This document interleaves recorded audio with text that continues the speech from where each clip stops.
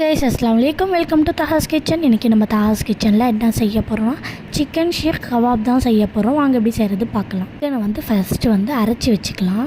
1 kilo சிக்கனுக்கு 1 வெங்காயம், 2 பச்சை மிளகா, கொத்தமல்லி, புதினா, 1 லெமன் எடுத்திருக்கேன்.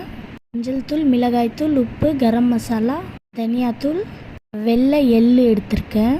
ஃபஸ்ட்டு இதெல்லாம் நம்ம மிக்ஸ் பண்ணிக்கலாம். எல்லாமே சேர்த்து பாத்திரத்தில் வெங்காயம் ஃபஸ்ட்டு போட்டுக்கலாம்.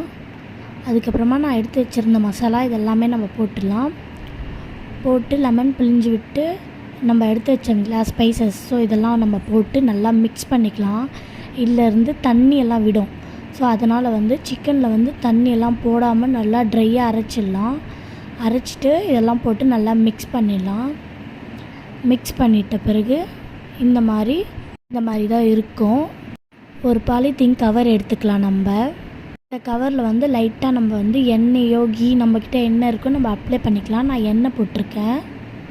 இப்போ இந்த மாதிரி உருண்டை ஒரு ரவுண்டாக பிடிச்சி நம்மளுக்கு எந்த சைஸில் வேணுமோ அந்த சைஸில் பிடிச்சி இந்த மாதிரி சைஸில் நம்ம வச்சுக்கலாம். வச்சு இந்த மாதிரி நம்ம புஷ் பண்ணால் நம்மளுக்கு ஒரு ஷேப் வரும்.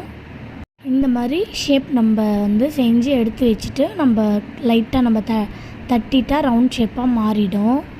இந்த மாதிரி நம்ம நிறைய செஞ்சு வச்சுக்கலாம். நம்மக்கிட்ட எவ்வளோ மாவு இருக்கோ அந்த மாதிரி செஞ்சு வச்சுட்டு அதுக்கப்புறமா தவாவில் எண்ணெய் போட்டு நம்ம எடுத்து வச்சுருந்தோம் இல்லையா, அந்த மாதிரி செஞ்சு இதை நம்ம இதில் போட்டு நல்லா இது நம்ம டக்குன்னு திருப்பக்கூடாதுங்க.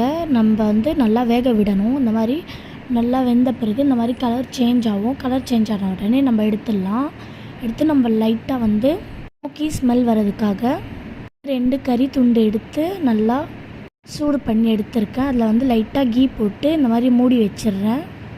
இந்த மாதிரி நீங்கள் செஞ்சு சாப்பிட்டா ஃப்ளேவர் சூப்பராக இருக்கும். நீங்களும் செஞ்சு பாருங்கள். அஸ்ஸலாமு அலைக்கும்.